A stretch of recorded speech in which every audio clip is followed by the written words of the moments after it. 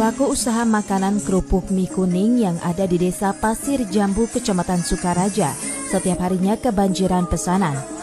Pasalnya makanan ringan yang biasanya dijadikan untuk menu berbuka puasa ini, pesanan kerupuk mie kuning di hari biasa terus meningkat.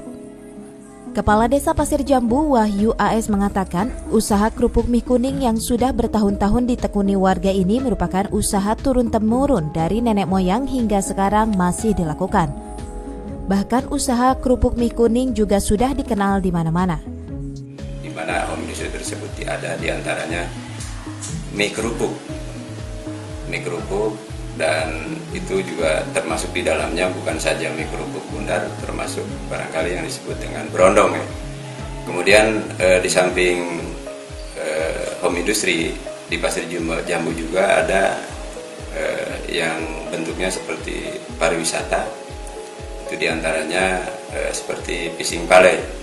Di sana bukan saja pemancingan secara umum, tapi yang jelas di sana ada taman bermain, termasuk kolam renang. Untuk meningkatkan usaha ini, Kades berharap adanya perhatian dan bantuan permodalan dari pemerintah Kabupaten Bogor. Dari Sukaraja, Kabupaten Bogor, Suhanda Abrizi melaporkan.